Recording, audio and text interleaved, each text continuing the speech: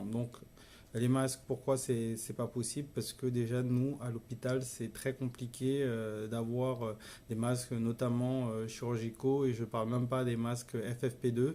Il y a des commandes qui ont été faites en Chine dernièrement, que ce soit au niveau de la région, au départ au niveau national.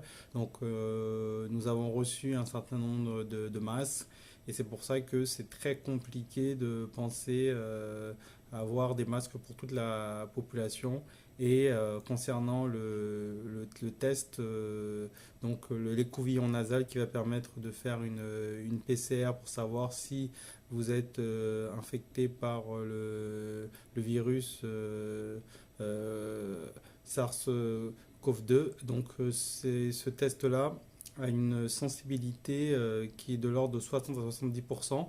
C'est-à-dire que même si le test est négatif, si vous avez des symptômes en faveur du Covid, donc la forte suspicion reste malgré la négativité du test diagnostic. Et donc c'est ça qui complique parce que on sait très bien que des personnes qui ont un test négatif pourront effectivement éventuellement sortir et ne pas être confinés. Donc c'est pour ça, comme on n'a pas un test fiable, d'une grande fiabilité, c'est la raison pour laquelle un dépistage de masse n'est peut-être pas indiqué. Donc voilà un petit peu pour le point sur le test de dépistage. Et ensuite, je reçois aussi beaucoup d'appels chez des personnes qui ont des symptômes, une symptomatologie dans ce contexte épidémique très en faveur du Covid-19 et qui me disent mais comment faire en attendant, donc qu'est-ce que je peux prendre comme traitement. Donc le traitement il est avant tout symptomatique avec en fonction de la température, des douleurs que vous pouvez avoir, des maux de tête et de la fièvre. Donc à ce moment-là, ce sera du paracétamol 1 gramme 3 à 4 fois par jour avec un intervalle de 6 heures entre chaque prise et une surveillance de la température 2 fois par jour. Et surtout se laver les mains régulièrement et port du masque dans la mesure du possible. Donc généralement, si vous avez la possibilité d'avoir un masque, ce serait vraiment l'idéal. Et ensuite, tous les autres traitements sont soumis à prescription médicale. Donc dans certains cas, on pourra donner des antibiotiques.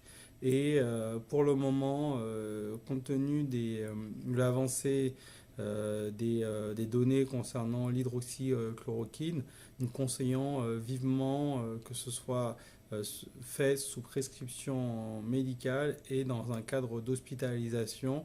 Et parce que même si on a des essais qui sont prometteurs, on ne peut pas s'amuser à donner l'hydroxychloroquine à tous les patients. Donc on va réserver ça vraiment à un certain type de patients. Et là, la question actuelle qui se pose, c'est quel patient pourra bénéficier de ces traitements par hydroxychloroquine qui permettra justement de limiter la morbidité et également la mortalité chez ces patients et d'avoir une réelle efficacité. Les patients qui ont des symptômes et qui effectivement sans chloroquine vont guérir dans un délai de 14 jours, donc ça ne sert à rien de leur donner ce médicament. Et là, c'est pour ça que les recherches actuelles sont accélérées dans ce sens. Donc moi, je dis, on peut tenter la chloroquine pendant l'hospitalisation et on peut l'associer à des antibiotiques. Et vraiment, c'est une médecine personnalisée au cas par cas. Donc il y a des gens qui ne pourront pas bénéficier de ce traitement-là parce que l'efficacité ne sera pas au rendez-vous. Nous avons des patients hospitalisés que nous avons traités avec de la chloroquine et malgré ce traitement-là, ils ne se sont pas améliorés. Donc le traitement n'est pas indiqué chez tout le monde. Et si jamais vous avez une gêne respiratoire, donc du coup On vous prendra votre saturation en oxygène au bout du doigt et on verra si la saturation est compatible avec cette sensation de gêne respiratoire qu'on appelle la dyspnée, donc une saturation inférieure à 95%. Donc ceux qui ont la chance d'avoir un saturomètre chez eux et qui ont des symptômes ou un test positif au Covid peuvent éventuellement surveiller leur saturation. Et c'est là, à ce moment-là, les gens qui font une désaturation et on peut être amené à leur faire un scanner. Et le scanner va vraiment pouvoir diagnostiquer une pneumopathie. Et cette pneumopathie est caractérisée avec des images en verre dépoli. Et en fonction du degré de la sévérité de l'atteinte, donc il y aura un retentissement sur le plan respiratoire. Et c'est ce retentissement qui va faire qu'on va hospitaliser ou non ces patients. Les patients qui n'ont pas de signe de gravité, qui ont une pneumopathie à Covid-19, donc seront surveillés, suivis à la maison, donc pas d'inquiétude, donc suivi régulier par le médecin et un suivi coordonné donc par un ambulatoire.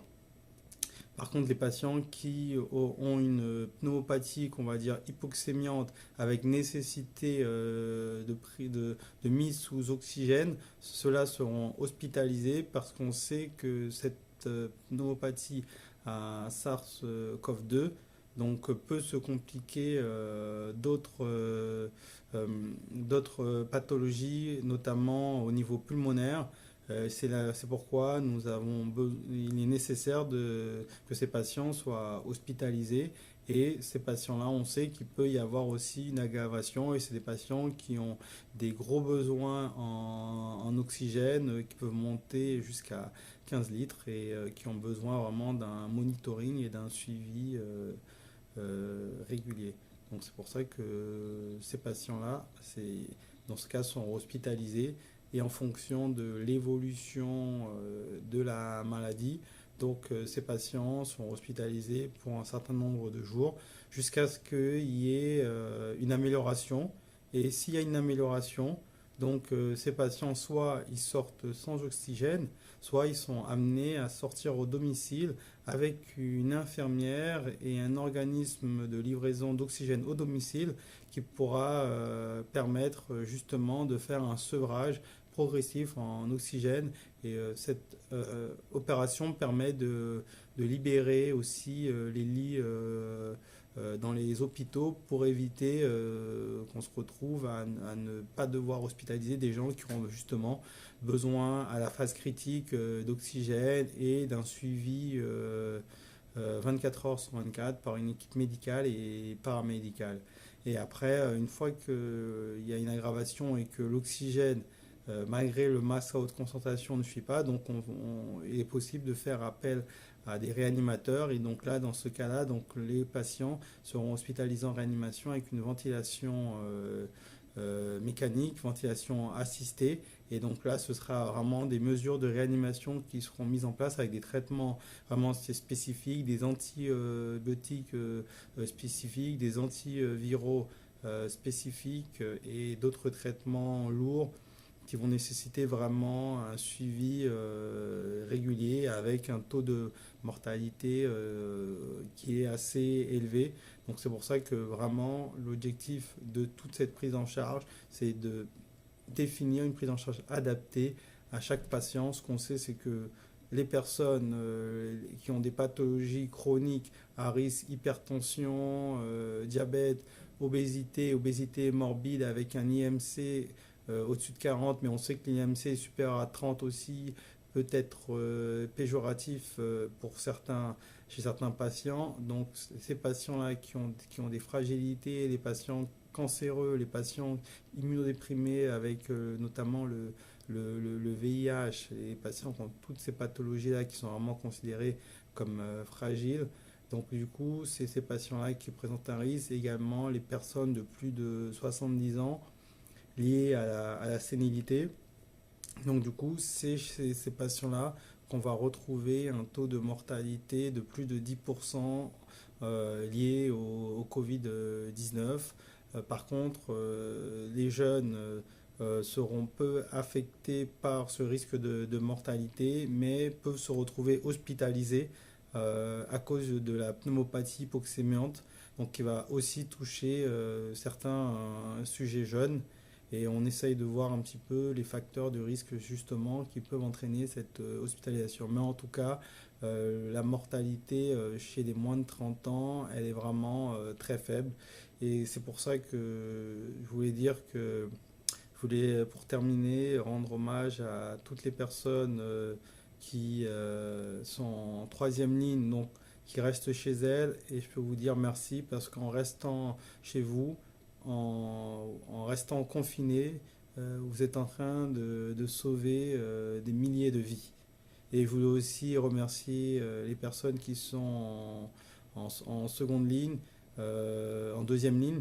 C'est ces personnes-là qui permettent de pouvoir continuer la vie quotidienne, que ce soit les routiers, les policiers, les gendarmes, les agents de nettoyage, les hôtes de caisse, les agents de sécurité, toutes ces personnes-là qui sont en deuxième ligne et qui permettent vraiment, soit les chauffeurs de bus, les chauffeurs de train, de métro, donc qui permettent vraiment aux personnes de la première ligne, donc à savoir tous les professionnels de santé qui sont en première ligne, qui sont en contact du Covid-19, de pouvoir continuer à travailler dans de bonnes conditions et de pouvoir sauver un maximum de vies. Et c'est vraiment tous ensemble que nous allons réussir, c'est tous ensemble que nous allons gagner. Donc j'espère que on va pouvoir trouver une issue à toute cette pandémie à Covid-19 qui touche vraiment le monde entier et j'espère vous retrouver dans d'autres circonstances. Merci.